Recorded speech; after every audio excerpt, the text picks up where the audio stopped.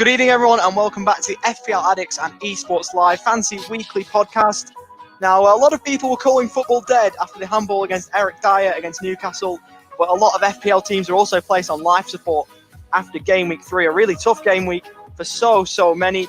That's going to be on this discussion for today, alongside some absolutely top-notch classes, last-minute winners, some horrendous handball decisions, and the Foxes on fire. But first of all, before we do anything else, we just want to put out a little quick PSA to say, have you joined our league? You need to do so if you want to get involved. You've got 2 more game weeks to do so because the entry closes after the conclusion of game week 5. So you want to join it. If you do, join with the code WNZJDI. That's WNZJDI. So, Elliot, off the back of those results, what do you think are the 3 biggest shocks of the weekend in the Premier League? Well, I think results-wise, obviously, we'll talk a lot about the handballs and what everyone's had to say about that. But results-wise, I think the first one for me was West Brom 3, Chelsea 3. Chelsea travelled to the Hawthorns and faced an out-of-form West Brom side that were yet to pick up any points so far this season. Slaven Bilic's side got off to a dream start with a goal inside 4 minutes from former Sheffield United man Callum Robinson. And to his delight, he doubled West Brom's lead by scoring again in the 25th minute. Further delight for the Baggies as Paul Markin allowed Kyle Bartley to sneak in unnoticed at the back post for West Brom and score a simple tap-in. However, Frank Lampard's men came out all guns blazing second half, where a 25-yard screamer from young boy Mason Mount gave the Blues a glimmer of hope, which was then followed up 15 minutes later by Callum Hudson-Odoi, who netted his second ever Premier League goal.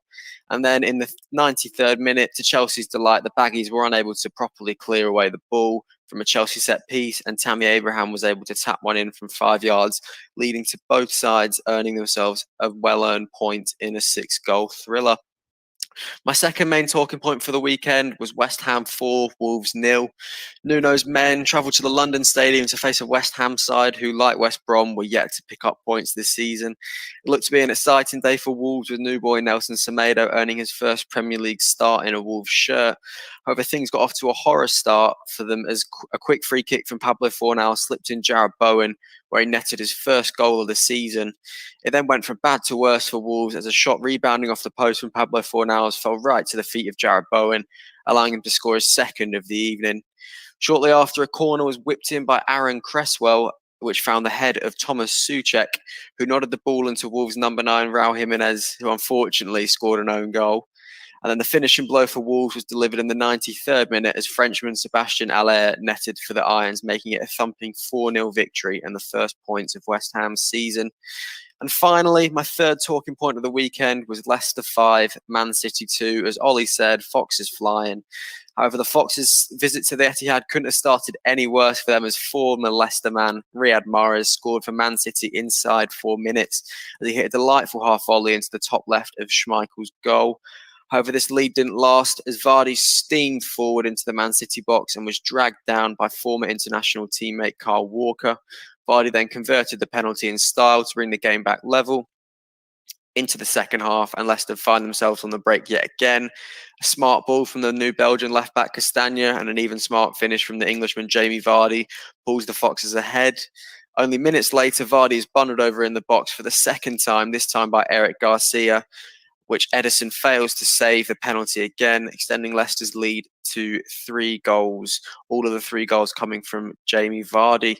Then in the 76th minute, the goal of the weekend, in my opinion, was scored by James Maddison as he had a beautiful shot curled into the top right of Ederson's goal, which was a special strike even by his standards. Then early into the 83rd minute, Nathan Ake scored his first goal in City colours. However, this ended up not being enough to spark a comeback as Benjamin Mendy gifted Leicester their 3rd penalty of the game, which Yuri Tielemans converted to make it a 7-goal thriller, ending 5-2 to Leicester City. DI. Now, just quickly, we're just going to go through the results from game week 3. It started with an absolute bang with the early kickoff at the Amex. A penalty after the final whistle was given, after a handball, which was calmly tucked away by Bruno Fernandes, leaving Mopre going from fake crying to actual crying after the full-time whistle. He got a taste of his own medicine, and Manchester United left the South Coast with all 3 points. Moving on to the 12 o'clock kickoff, or in our time, the 3 o'clock kickoff, obviously, local time. Everton got a win with the odd goal in 3-2-1 away at Selhurst Park. Calvert-Lewin and Richarlison. A couple of men that the Guru talked up earlier on got themselves on the score sheet and Czech Kuyate also scored for Palace in that one. Then the late game on Saturday saw West Brom and Chelsea. West Brom absolutely raced off the blocks, raced to a 3-0 lead thanks to a double from ex-Preston frontman Callum Robinson. Carl Bartlett, the centre-back, also got a rare goal there. And then Chelsea fought back in the second half. Tammy Abraham, Mason Mount and Callum Hudson-Odoi saving Frank Lampard's blushes. Burnley-Southampton, it really kick-started my game week off well. More on that later, though. Danny Ings with the only goal against his former club, going back to haunt the Turf Moor outfit. Che Adams was the man who got the assist there. Now, the first Yorkshire derby in the Premier League since May 2001. For context, Leeds won that game 6-1 on that day against Bradford with Harry Kewell and Mark Viduka among the scorers. This time it was Patrick Bamford with a late header. Brilliant header after a good ball in across Aaron Ramsdale. He could do nothing about it. And they took all 3 points against Sheffield United. So they get the bragging rights in the White Rose. Now, the talking point of the week, really, for being serious, was at the Tottenham Hotspur Stadium. Tottenham absolutely bossed that game in North London before a late penalty to Callum Wilson. He took that home, and Elliot was absolutely buzzing with that one. It was playing the Callum Wilson song, which if you don't know where that is, if you want to look for it, find it. He was absolutely buzzing with the most undeserved points I've ever seen in my life, but he didn't care. Now, the next game came out of nowhere, really, didn't it? Mahrez put Man City up really early on against his former club after a poor header from James Justin, but 3 penalties, 2 tucked away by Jamie Vardy and another one from Yuri Tielemans, the Belgian, and also a cracking goal, an early contender for goal of the season from James Maddison, powered Leicester to a 5-2 win away at the Etihad. Imagine saying that before kickoff. You'd have been called mental. Another massive win was at the London Stadium. West Ham 4, Wolves 0. Sebastian Haller getting a goal, but Jared Bowen was the star of the show. Pablo Fornals also getting 2 assists as a playmaker. 2 promoted sides, Villa just stayed up rather, but Fulham promoted, and they're getting a real tough time. They started off poorly. Scott Parker in a bit of trouble. 3 goals. Villa won by there. 3-0. Hurahan, Grealish and Tyrone Mings scoring there. And to round off the game week, Liverpool 3, Arsenal 1. Sadio Mane, Robertson and Diogo Jota, the new signing, with goals for the Reds. And then the Gunners had a goal through Lacazette. So there are the results from game week 3. Let's get on to fantasy. So here with us today are the usual. We've got the guru himself, who has had a bit of a fall from grace, we've called in the podcast. It's Matt from FPL Addicts. Matt, how are you? I'm well, thanks, Ollie. It wasn't the best FPL week, but look, we'll go through that a bit later. But I'm still I'm buzzing with the Spurs win this morning. I'm still a bit sour about the Newcastle decision on the weekend. But apart from that, I'm good. Of course you would be. We're recording this on Wednesday night over here, so if you've just had the Tottenham-Chelsea game, Tottenham, of course, winning on pens. A bit more Carabao Cup action to come this weekend, so I'm going to hold off on my transfers. But then again, more on that later. Jack from Esports Live, another one who's obviously always on the podcast, a regular. How are you, mate? Very well, Ollie, and yourself, buddy? Yeah, I'm absolutely buzzing. Cracking stuff, obviously, mate. United getting back onto the winning ways. You must be buzzing with that. United are back, even if we have to wait till after the full-time whistle to get 3 points. We are back, and Bruno, the Iceman, has got us back in smiling again for 1 week at least. Gee, I thought you were going to sound like Rio Ferdinand after saying United are back. I thought you were going to go on one of those rants like we did post game after the PSG game last season, but big win for them. And obviously, Elliot, you're the beneficiary of an unlucky thing for Tottenham, but good point by your terms. In FPL terms, how did you get on this week? Well, this week I didn't have the best game week, but I didn't also have the worst game week. I finished on 42 points, which the average was 43, so I'm always a bit disappointed if I don't score level or above the average. It was the first week that I've finished below the average this season so far, but as you said before, kick-starting with Southampton with a 1-0 away win to Burnley, clean sheet for both McCarthy and Kyle Walker-Peters really got me off to a good start. And then James played in the next game, who didn't play a bad game himself. He was quite a magician in the midfield, but unfortunately he wasn't able to get anything of FPL notice. And then On to Wolves. I don't even want to talk about Wolves. I don't understand what has happened. Jimenez, who I got in this week, was unlucky to score an own goal. I didn't think it was an own goal. Souček's header was already flying in, but they marked it down as a Jimenez own goal, so he got me 0 points. And then Son, Doherty and Kane, who I was delighted to see blank, which is not something you'll often hear people say, but obviously didn't want them getting anywhere near the score sheet. Son obviously hit the bar and the post. Doherty conceded late to lose his clean sheet. Harry Kane did get an assist, who was my captain. Obviously, if I could have taken that away, I would have. But, you know, a point that we didn't deserve is better than no points at all. James Justin didn't play a bad game himself as well for Leicester, but you concede 2 against Man City as a defender and you don't do anything attacking-wise, you're not going to get any points. And then Van Dijk, again, you know, they conceded to Arsenal, so if he's not going to score or assist, he's not going to get anything. Trent, on the other hand, did assist, which I was very happy about, getting himself back up on the numbers there. Obviously, one of the top assisters last season, and then Salah as well with an assist, who I was a bit disappointed to see not score, because obviously I think a lot of people have gone with Salah over Mane, so you don't miss out on too much there, but that capped off my 42-point game week. Not bad at all. Now, Matt, you've come under fire a bit this week in the little WhatsApp chat we've got. You're meant to be flying the flag for us, and you're letting your colours down a little bit. Please elaborate. Yeah. Look, that's what the news on the street is, that I'm letting everyone down. But you know, still 3 game weeks in. I'm all about the long game myself. So look, it wasn't the best week. 41 points, 2 points below the average. But look, I've got to mention it again. I was probably 5 seconds away from 4 extra points for Ben Davies, and Doherty was ready for 4 extra points, plus he was sitting on 2 bonus points. So, you know, I probably lost an extra 9 or 10 points with that horrible refereeing decision in the Tottenham Newcastle game. So there's some points lost there. You know, Son, he hit the bar, he hit the post, so that's a couple of goals that, you know, could have been. But that's fantasy league. We go again. You know, I got Richarlison. He got me you know, a tidy little score there. Alexander-Arnold with a return. Havertz finally with an assist, and McCarthy with his first clean sheet. So look, I'll take that. Overall, it was a pretty bad game week all round. To come out with 41 points, I'll take that, because, you know, 3 game weeks in, it's a long game. There's another 35 rounds to go. So not too disappointed, and the Guru will strike back this weekend. Don't you worry about that. There's that fighting attitude we love now. Jack, how did you fare in comparison to the rest of us? Are you firing after that horrible opening game week? Things are starting to settle down, obviously, but I still, like you boys, around just below that average. Hit 37 points this week. It's obviously a terrible week, as you boys experienced as well. My back 4 contributed absolutely nothing, really. They just turned up for the game. And then obviously in midfield, Grealish was holding it together for everyone in that last game where they got the win.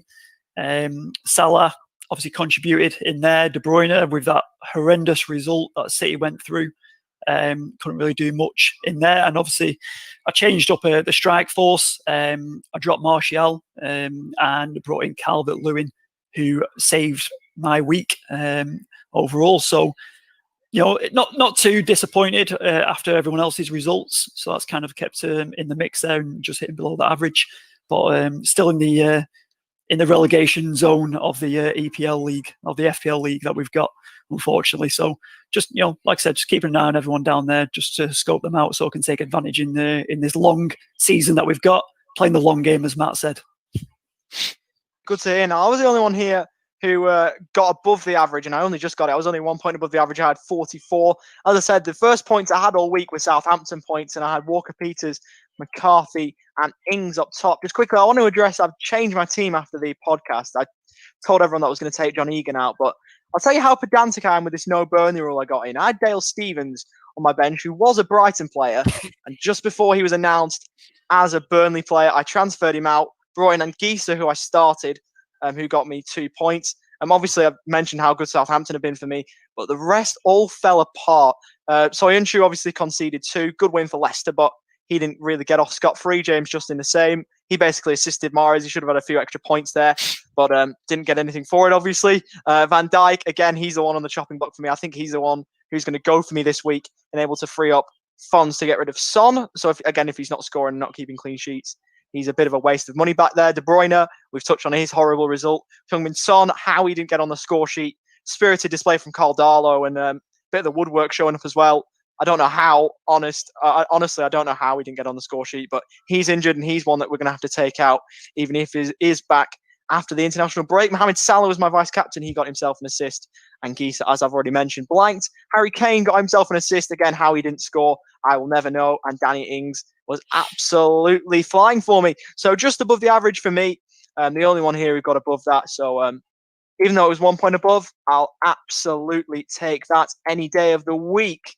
Now, obviously, I don't think we've played any chips this week, but none of our captains really fired, which is obviously quite disappointing to see. Now, onto the league stats. There were a couple of triple captains used. Both of them were on the Gabonese Aubameyang. 1 free hit, 1 bench boost, 7 wild cards, and 30 captain Aubameyang in the top 50. Now, in our league, there was a top 20 stats, which was courtesy of FPL Game Week. 1 of the top 20, captain Helder Costa, which was really strange to see. But if it works for you, then sure. I think he blanked, but it was a really weird captain choice that I found that someone had gone with the Leeds asset. But it is what it is. Now, Matt, over to you with the so-called Guru section. We might have to rename that to the Also-Ran section if you don't pick up. But who do you think will fire in the final game week before the next international break? So we'll start. I've got my my 5 form players to begin with. So my current 5 form players in FPL, we've got Calvert-Lewin. We spoke about him last week as my 5 form players, but I just can't take him out at the moment. There's 3 weeks in a row now with a goal. Obviously got a hat trick in game week 2. He's returned another goal this week. He scored on the opening day, so it's very hard to look past Calvert-Lewin. Another one of my 5 is Lamptey from Brighton, the right back. He got an assist on the weekend. He's getting forward a lot. Been linked with Bayern Munich lately as well, so he's a very talented fullback, and he's getting on the end of. He's getting up and down that right flank. So definitely one to watch for as a form player. A third one, this is a choice. Again, it's probably not going to be a popular one with the FPL community, but Tyrone Mings I've put in as my 5 form players. He's on 2 weeks in a row now with double-digit scores. Bamford at Leeds, striker, another goal. So that's 3 weeks in a row with a goal. And my 5th form player for the week is Maupay from Brighton. 8 points, scored a penalty, got a double in game week 2 as well. So that's 2 weeks on the trot with points. So they're my 5 form players for current FPL. Obviously, there's a lot of goals going and a lot of penalties also.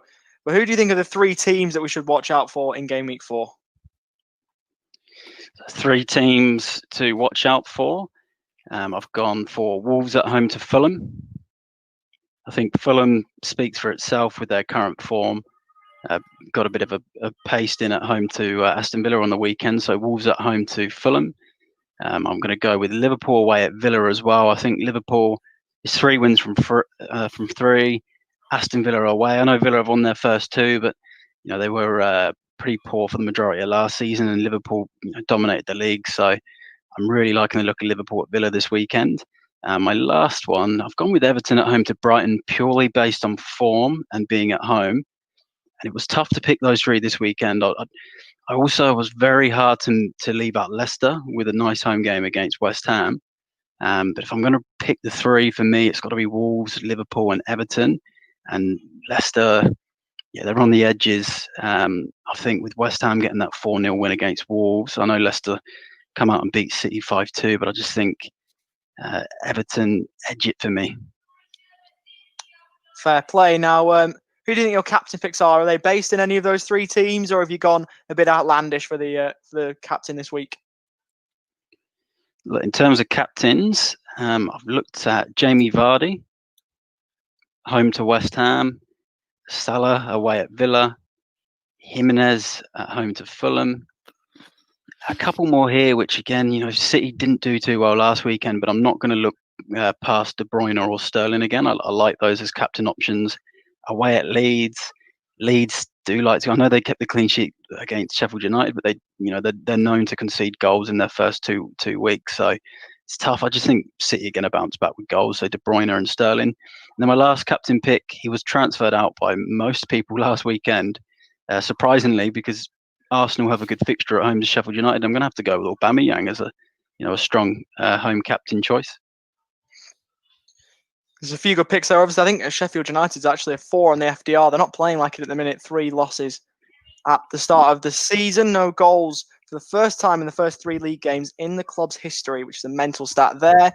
So, Matt, who do you think the 5 are to watch out for this week coming into game week 4, and any differentials that you might notify to put them on notice? Yeah, I've picked my 5 to watch for, so I've gone. Two of them are going to be ones to watch, and then I've picked 3 differentials this week, which I really like the look of. So my 2 that I'd be putting in there as ones to watch: Raul Jimenez, home fixture to Fulham.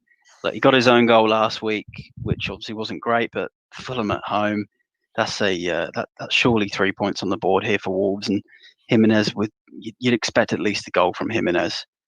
So Raul Jimenez, I think if you've got the option to bring him in, I'd be bringing in Raul Jimenez this week. My other one to watch, Danny Ings at home to West Brom. Danny Ings has now had 2 solid game weeks with goals, and West Brom conceded 3 against Chelsea, conceded 5 against Everton, and then on the first weekend they also conceded, game week 1 for West Brom? They conceded a few goals in the first game week to Leicester. That's right, 3 goals to Leicester. So Danny Ings for me against a very poor West Brom defence. And then if we're going to look at differentials, I'm going to go with James Maddison, 2.7% ownership. And I know he's had a long-term injury, but he's slowly edged his way back into the side off the bench. He scored an absolute screamer against Man City on the weekend. And I think if we get the team news early and we think he's going to be in the starting 11, it's hard to look past Maddison at 2.7% ownership, 7 million, and he's an absolute dead ball specialist as well. So I'm really, really liking James Maddison this week. Another one a little bit out of the ordinary is a differentials, Tammy Abraham. He's got 2.7% ownership. He did score on the weekend for Chelsea, and they look like they're going to be playing the change of formation where Werner's going to be out on the left, and Tammy Abraham looks to have taken back that central striking option. So 2.7% ownership, Crystal Palace at home. Look, Palace are quite a tough side, but again, just in terms of 2.7% ownership, hard to look past him. And my last one is going to be Riyad Mahrez as a differential. He got 12 points on the weekend, and with Leeds away, I think it's going to be quite an open contest. He's only got 3.3% ownership, so for me, that's certainly a differential. So you've got Tammy Abraham, Mahrez, James Maddison as the differentials, and then the 2 to get in for game week 4, it's got to be Jimenez and Ings as strikers this week. Brilliant. Now, you've obviously taken a bit of a hit having a pretty poor game week, but this is where you flourish in the Scouts 11. Can you claim back some of that status with a few good picks here, do you reckon? I hope so. This was a very, very tough 11 to pick this week. There's a couple of teams I've left off, which I'm not too happy about. Southampton at home to West Brom. Arsenal against Sheffield United at home are both absent. I've completely missed the Man United Spurs game, but I just feel there's other players in there that need to be in your lineup this week. And I'm talking about Calvert-Lewin, Jimenez, James Rodriguez, liking Mo Salah. This is the 3rd week on the trot that I spoke about Mo Salah, but away at Villa, I think Liverpool are going to get a lot of space on that counter attack. I've gone with a Liverpool triple up. I'm going to go with both fullbacks. So Robertson got 10 points against Arsenal, and he was bombing forward for pretty much the whole game. So really liking the look of Robertson. Alexander-Arnold again, assist in the week. I feel like they're due a clean sheet, Liverpool. Where they did keep one against Chelsea, but I feel like they're due another clean sheet. Captain, I've put Sterling on the armband, which is probably going to be a bit controversial considering there's a lot of other good options this week, and City just got hammered 5-2, but I think Leeds are going to be quite open at the back, and I just feel like City are going to bounce back. So Sterling's the armband for me. I've just got a good feeling that he might grab a couple. And then in defence, Connor Cody. Again, like, this is within the 100 million budget. So Cody for 5 million, I had to get another Wolves player in there. And sorry, Ollie, but I had to put Dunn in there because he's 4 million.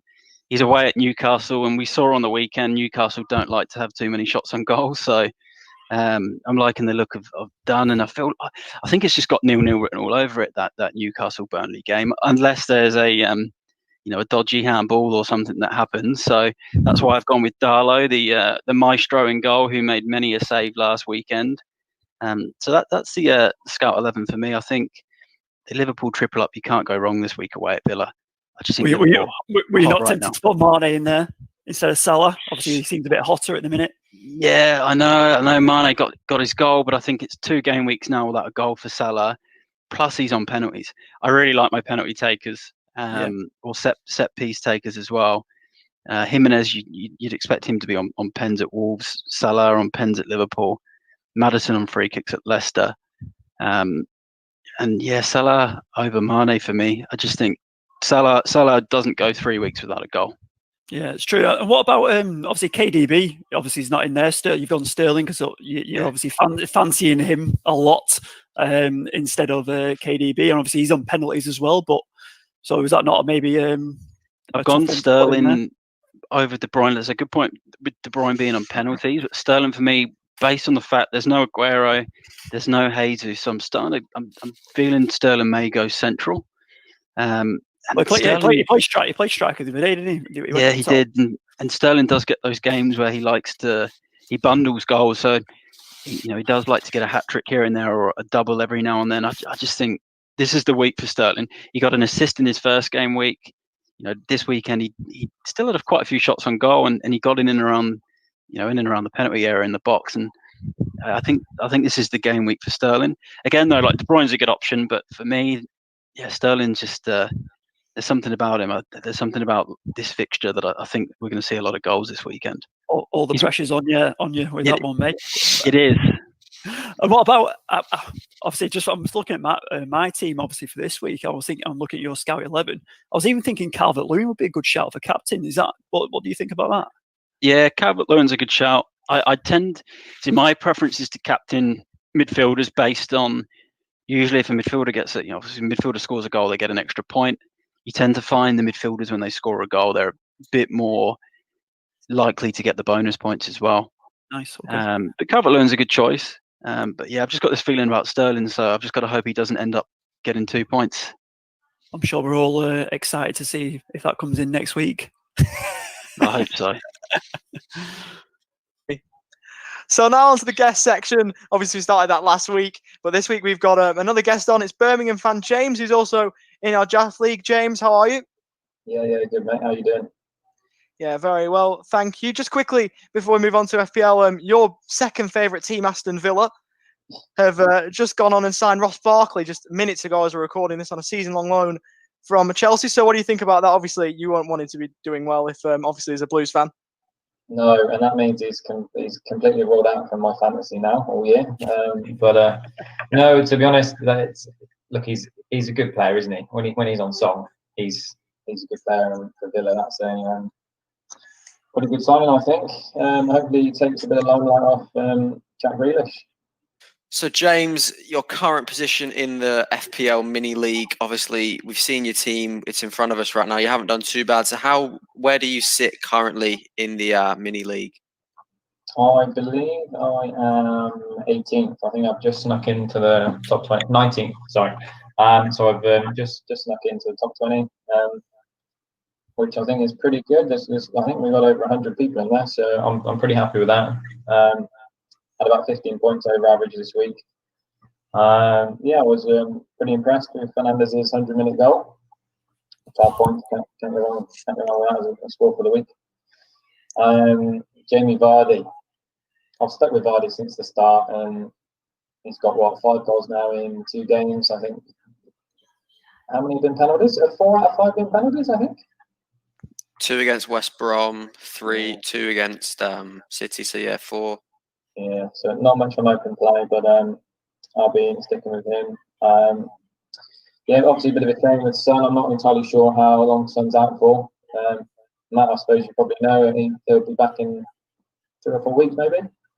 Yeah, after the international break's what they're saying. So that you might want to get rid of him this weekend, and then after the international break, mate, you want to be bringing him back in. You got to get another Spurs player back in there, mate, or Gareth Bale. Okay, mate. Yeah. No, I think he'll be coming out this week, and I think obviously good points from Trent with the assist and Walker Peters also with a clean sheet. I think the only thing that I was a bit disappointed with this week was my goalkeeping choice, and I left 6 points on the bench. Now, James, obviously mentioned you're a Birmingham fan. Obviously, in the Championship, a lot of people listening might not follow the Championship, but you happy with Birmingham start to the season? Obviously, 3 games in, 2 draws and a good opening day win against Brentford. How do you reckon they'll go this season? Yeah, well, it looks like the new manager, Karenka's steadied the ship a bit, because we've always been a team that just leaks goals like no tomorrow, and I think we've only conceded, maybe two in the 3 games. So we're looking solid at the back. We've made a couple of good signings. We've just signed a centre half, I think, centre defensive midfielder from Atletico Bilbao called Mikel and Jose. I'm not sure if anyone knows. San Jose, yeah. Yeah, which for us looks like a pretty big coup. So yeah, pretty happy with that. Yeah, no, we've made some good signings, and I'll be honest. I think mid-table for us again this year. I can't see us making the playoffs, but we'll give it our best crack. And back to the Premier League, obviously, James, we just spoke about your team and how well you did this week. Did you make any transfers the previous week to change your team up this week, or was this the team you had for game week 2 as well? No. I did make the 1 transfer. I brought in Foden. I like Foden. I think he's going to be starting week in, week out at the moment. I think he's 6.5 mil off memory. Yeah, he's not on pens like De Bruyne, and he's not on free corners, I don't think, or free kicks. But I think for the price that he is, I think he's going to net some really good points. And yeah, I flooded him in last week, and I'll be keeping him in away at Leeds this weekend. They've obviously took a bit of a hammer in Man City, and I think they're going to bounce back. I honestly think they're going to score about 3 or 4 goals. That's a bold prediction, but that's why I think this weekend might go for them. And I'm hoping Foden is going to be one of them. Now, obviously, we've got an international break coming up after this game week, so you've got a lot of time to contemplate players you want to bring in. Who will you be watching in the international break? Who will you looking at to maybe bring into your team post after international fixtures?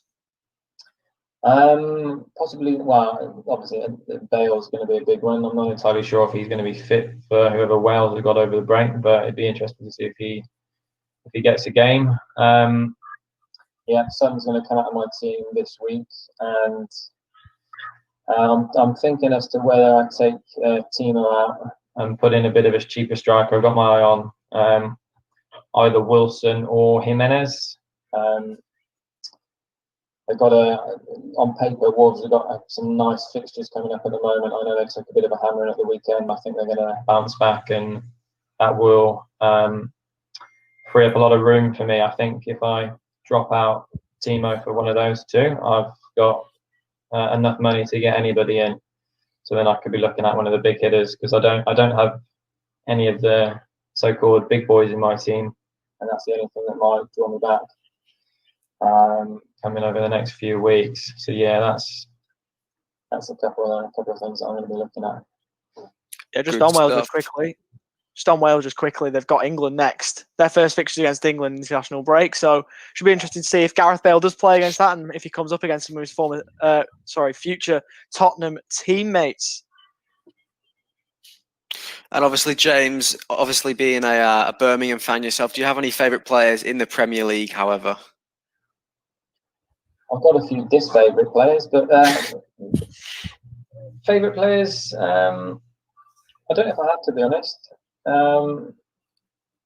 It'd probably just be a few of the old Birmingham boys, but they don't get much game time. Obviously, I'm a fan of Che, and Che Adams had a pretty terrible year last year up until the last few games, but he seems to be. I haven't seen the percentage, but I know a lot of people have gone with him in fantasy this year, and he obviously got an assist at the weekend. Yeah, I'll probably go with Che or Demarai Gray. James, have either of them players had their shirt retired when they left, or not? I was going to say, you must be a fan of Jude Bellingham out in Dortmund. Yeah, he's and I've watched I think all of Dortmund's games so far. I think he's played in all of them, and he's looked brilliant. And they've got Bayern Munich tonight in the Super Cup, and I think he'll probably get the start again. And yeah, for a 17-year-old lad, I never saw him in the flesh. I was over in Melbourne since he's played for us. since he's been in the first team, so I've never actually seen him. But I've always had my mates just on the phone after every game saying, "You've got to see this kid." Yeah, we got some good money for him. We're a club that, as you probably well remember, get hit a bit by the football governing body for what we do financially, and we'd had points deductions, and so he had to be sold. But now he's a fantastic player, and you never know. I wouldn't put it past if he gets a little look into the Euros next year. But we'll see. We'll see how it pans out for him in Dortmund this year. Also in draft, you're on the end of a unlucky result. 1 point to Jack, actually, which was a bit of a shock considering Jack's ability. But more on that later. But obviously, thanks for coming on the podcast. Again, if you're still flying later on in the season, then you're welcome back on. But thanks for coming on, and good luck for the rest of the season. All good. Cheers, mate. Cheers, fellas. So now onto the draft side of the FPL Addicts and Esports Live podcast segment. If you haven't seen the live draft yet, it's still up on Spotify, Apple, wherever you get your podcasts, Facebook. It's still there. So if you want to watch all the live picks, that is still available to you. Now, this was the first weekend we had. Obviously, we've just had James on for the guest segment. Now, he was on the wrong end of a 1 point defeat to Jack, who was buzzing about that one. He said it was the only win he'll get all season, but he's absolutely drinking it in because you would not believe it. He has actually got a win. That feels weird saying that, but it's happened. Now, a more straightforward one. This one was always going to happen. Elliot doubled, obviously, my dad's score. She wasn't too buzzing about it. He leaves him on the bottom of the league. So Shola Amiobi Kenobi, bit of a mouthful, is absolutely flying. So it's a great start for Elliot there. Rolando and Matt was on the end of another low-scoring game. It feels like that one was basically a 1-0, 0-0 rather, and it was a late one. Last-minute kind of stuff, because that was boring. That's boring. That's too low scoring, but the Guru does his job, gets his points. Perhaps a little bit lucky there. Obviously, James had 18 more points than him and was on the wrong end of it. So a bit harsh for him. And obviously, David put up a decent fight. Thought I was in a bit of trouble there, but I got the job done. Highest score in that draft week. Across all those 51 points, I was really happy with that, but it was a great game there. High scoring thriller, but I'll take the 3 points. Top of the league. Hopefully, that's where I'll stay for the rest of the season. Now, moving on to the table, if we can. Obviously, we know who's top of it, obviously. And I'm not planning to move, so I'm there. Jack second, so he's absolutely buzzing with that. Elliot in third, and then Matt obviously rules off the Champions League places, which will be the only Spurs player in the top 4 this season. James in fifth, and we've got David in sixth, Rolando, and then obviously my old man's propping up the table as he expected to, so no surprises there. On to a bit of waiver news. Now, Matt's obviously made some transactions, but doesn't want to reveal them. He's staying tight-lipped in case one of us swoops in and takes them. But a bit of waiver news. I know that obviously my dad's gone Gareth Bale and Andros Townsend to rectify his absolute train wreck of a team. So they'll be in his team for the next game week, which is at 8 o'clock on Saturday night Australian time, which will be 11 o'clock local time. So don't obviously miss out. You've got to make sure your teams for both draft and classic are set before that time. Looking for game week 4 with the draft. Let's go on to the fixtures just to check who everyone's got there.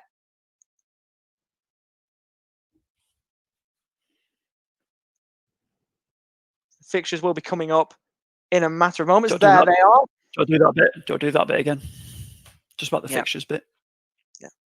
You've got a lot of editing to do, Jack. I'm sorry. So now on to the fixtures for game week 4 in the draft section. We've got Jack and David, so 2 very good scores, both of them. So it's a bit of a heavyweight clash, this one, isn't it? Didn't expect to be saying that, but 2020 has been a weird year, and here's just another iteration of that.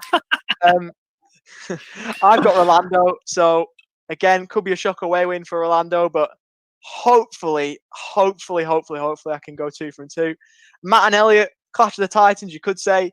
That should be a great clash between the Daily Tubbies and Shola Amiobi Kenobi. I think the 2 best names we can probably say in the draft league. And obviously, we've got the Mac lads and Chicken Tikka Mo Salah squaring off in the final fixture before the international break. Over to Classic. Obviously, we're going to have to make transfers. Obviously, with a lot of us having Son, he's going to have to go. But Elliot, go into depth into what you're thinking of doing for game week 4. So for this week, mate, what I'm looking at is I've already made my transfer actually, so I'm not looking at it. This is what I'm looking at. This is my team. Sticking with McCarthy and Walker Peters, they've got some nice fixtures ahead of them. I think they've got, don't know who they've got next week, but they've got some red. I think Van Dijk and Trent. I'm hoping they can get a clean sheet away to Aston Villa. James Justin gets the start. I think on the break, West Ham can be quite weak. So I think his pace will be used quite a lot on that right-hand side, especially against Aaron Cresswell if he's playing, because he is not the fastest. James Rodriguez, I'm hoping, every single game he's played that I've watched him so far, he's been brilliant. But if he doesn't get an assist or goal, you don't really often get much to show for that in FPL. So I'm hoping he can get something on the score sheet. Salah, who gets my captain's armband, I just think, Villa are the only team to have not conceded a goal this season, but I think they'll fall apart. I could see 3 or 4 going Liverpool's way if all goes well. Bruno Fernandes, who was one of my transfers in this week, I got rid of Son and Matt Doherty. Matt Doherty, obviously, he hasn't got a clean sheet for me yet this season, so I think it's just time to move on with him. Spurs defenders, you can never trust them. So Bruno Fernandes, obviously, on penalties. I mean, what more do you want at the minute with all the handballs and VAR going around? And then we've got Saint Maximin, who is a bit touch and go with whether he's going to start. I think if he does start, he's got the chance to do something against Burnley, who aren't, they'll probably set up 4-4-2 defensively, try and whack it long as they do. But I think he can do something with his magic. If he doesn't play, I've got one of my new transfers, Mitchell, sitting on the bench. They've got Chelsea. So I'm not hoping for too much from him there, but if it's just 1 or 2 points, that's better than 0 at the end of the day. Then Kane got a decent record against Man United, so I do back him in to grab one, even though it's at Old Trafford. No fans there, obviously, but I'm hoping he can get on the score sheet. And then Jimenez, who's going to be my vice captain for the week away at Fulham. I just think, as Matt was saying before, midfielders, I think if Salah gets a goal and even an assist, he's on for 3 bonus points, which you're looking at, 14, 15 points. It's going to be a big haul for him. So if Jimenez scores twice, I'll be disappointed. But, it's Fulham, it's Wolves. Obviously, we saw them lose 4-0 to West Ham this week, so you never know how it's going to go. But that's how I'm shaping up this week, hoping for better than the average this week. I've got high hopes for it, so you just have to find out next week if it all comes crashing down. Now, Matt, they say you're only as good as your worst game week. I mean, they don't say that. I've just made that one up. But you've had a little bit of a shocker, but I'm tipping you to rebound. How do you think you're going to do it? Yeah, look, my team this week is in a bit of a crisis because we've got Son. He's obviously got the red marker over him with his injury. I've got Saint Maximin still in there. I've been wanting to get rid of him for a few weeks, but I'm not one to wildcard quickly, and I want to just keep my team, considering I've kind of basis team for the first 5 to 10 game weeks. So transfer wise, Son is going to come out for now because of the injury. I've not decided on my pick. It's going to potentially be James Maddison, but I'm going to see who Leicester play in the Carabao Cup. Although actually, unless Leicester are knocked out of the Carabao Cup, actually I believe so. Maybe that puts Maddison more in my favour, given that he gets a week off. So, yeah, I'm looking at Leicester players. It's going to be Maddison, maybe Harvey Barnes. There's not much else I can do. I don't like to take hits. I don't think Ben Davies is going to play against United. He'll be playing in the Europa League on Thursday night, and I can't see him playing against Man United away. So unless I use a wild card, there's not much else I can kind of do with Saint Maximin and Mitchell away at Chelsea and still having Matt Doherty in there. So I think I'm just going to stick to my guns. I've been talking high about Sterling as well, so I've got the armband on him for now. It's going to be between him and Salah, and I've still got Havertz in there as well, a home game, and he was rested last night. So I'm not too confident, given I've not got any Southampton strikers. There's a few other players I've not got, like Aubameyang. There's a couple of other guys I'm missing, but look, I've just got to see how I go. I'd happily get the average score this week, and my team's mainly set up for that game week 5 and beyond. So yeah, we'll see how we go. I'm excited for Richarlison again, though. He's bagged in the last 2 weeks, so see how we go. Brilliant stuff. Now over to Jack. Obviously, we've mentioned that Leicester are knocked out of the Carabao Cup. Manchester United aren't. They're returning to the scene of some VAR crime back at the Amex. But do you have any Man United players featuring in your plans for this game week?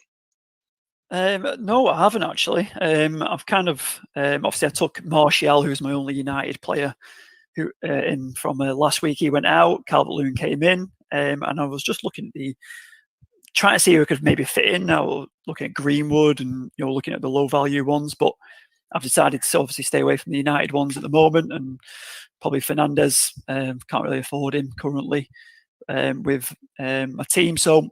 Yeah, stayed away from the United players. Going into my team, what it's kind of looking like going into the week, I'm actually quite excited about hitting over 50 potentially this week. We'll see how that looks and goes. But I took my only transfer this week is Aubameyang for Mane. And Mane and Salah in there now. I'm excited about that against Villa. I couldn't really get Grealish out there at the minute, but if anyone's going to play decent for Aston Villa, it's going to be Grealish. I suppose, and he's probably going to be on pen duty as well, I imagine. Willian is still in there and hanging on, even though I've kind of said that every week I'm going to drop him. But I will be looking to maybe put him out in the next couple of weeks. But on direct free kicks as well, he can stay in there and hopefully he bags against Southampton. And then obviously KD being there too. Now, similar to Matt, a City player or a Liverpool player as captain. I'm favouring De Bruyne at the moment, but Salah could quite easily go in there. And obviously, I mentioned earlier about Calvert-Lewin. Quite fancied him as a captain as well. But now the Guru has spoken about the extra points from the midfield and the captain. I'm going to stick with the Guru and back him for once. And in defence, kind of left it as it is. They've all got home games apart from Mitchell. So hopefully Crystal Palace can do a job on Chelsea.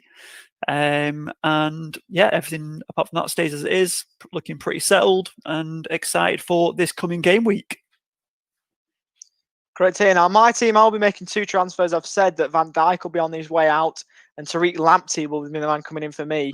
Obviously, Van Dijk, he's he's a big player. He's a goal threat, but I think he's got to go for me. I've got to make Son go as well. He's going to go up to Bruno Fernandes, obviously on penalties. Got a massive haul at the weekend, so I've got to go someone down. I toyed going Söyüncü to Mitchell, but I think I'm going to get rid of the Liverpool centre back and bring in Tariq Lamptey, who's really impressed me, actually, the former Chelsea man. So it'll be Van Dijk down to Lamptey and Son to Fernandes. Obviously, I like making my transfers as late as possible in case of injury. Obviously, there's a lot of Carabao Cup games. Tottenham have also got the Europa League qualifier, so I don't want Kane to get injured or anything like that. As in terms of captainship, I'm going a bit of a left field one. It's not really left field. It's a bit disrespectful to call him left field, but Danny Ings will be my captain shout. We've not mentioned him at all. I've got a little thing. I don't know if my screen is up. We had a bit of an issue with that before. But I've got a little thing called FPL Tools here, which if you use Chrome, is a great little thing you can use. It shows the fixtures coming up. The FDR as well is there. I think that's projected points in the square bracket there. Might be doubled, but 15.6 points. Round up, 16 points will be a great haul. I think West Brom, they look very shaky at the back. We've talked about their defensive frailties. 3 goals conceded against Leicester and against Chelsea. So I don't back them keeping a clean sheet. I think Danny Ings will be the beneficiary. And I think that might be the game where my game week, it's flying off the back of that, I think. West Brom, they're frail at the back. They're very fragile. So I think Danny Ings will have a field day. So that's why I've got the armband on him, just shading Salah. Obviously, this is subject to change, but I think if I don't go Ings, it will be Salah that I will captain. So that's how my team's looking. Hopefully, I can go above the average again and try and get up towards the top of our mini league. Just on that note, Ollie, I'm just looking at your screen. Obviously, you've mentioned about the FPL tools. This is absolutely incredible for anyone who's not watching the video cast. But the FPL tools that we've got on the screen here that was attached to Ollie's, as he mentioned, it's a Chrome extension. 100% I'm downloading that in just a moment and adding that on because I just feel like it's cheating and I'm all on top of that for sure, seeing those stats right in front of me. So yeah, if you've not downloaded that, we'll put it in the on the screen for the video cast, and if you hit on our socials, we'll add it on there on the comments as well when we post. But that's a great tool. Nice find, Ollie. No wonder you've been doing so well. I don't actually often use it. I'm often on Safari, but I've just hopped onto Chrome to do the podcast and realised, okay, I have this here, so I need to use it more often. But it's a very nifty little tool here that you can use. It's FPL tools. It's a Chrome extension, as I've said. So I definitely, if you're an avid FPL manager, I definitely use this. You've obviously got the fixtures that are coming up. The fixtures are gone. The points that are there, and so then you've got the 3 fixtures just gone, and then the 2 coming after the next game week. So the 3 to come, 3 gone. It's absolutely class to use. I think that might provide you an edge over your rivals. So that's what I'd be using. Now, another great podcast, lads. Obviously, we'll have to see how we go. Now, Elliot, do you think this week you might actually get above the average for once, or do you reckon you'll be lingering in mediocrity again? Well, look, you're safe for once. 66%, 2 out of 3 so far that I've been over the average, so hoping to make that 75% this week. But I'm pretty confident. I've talked myself up a lot this week, so it's going to all come crashing down. I can't wait for Kane to go off injured, Bruno to miss 2 penalties. But yeah, we'll just have to see how it goes. Don't want to talk too much yet, but hopefully back above the average this week. So that would be great to see if you can do that. Lads, thanks for the session. Thanks for obviously the podcast, another brilliant one. We'll be back next week to see how we all went this week. Obviously, an international break coming up, which is never nice for FPL. But we'll see you lot soon, and hopefully your FPL week goes as well as ours hopefully will. Take care.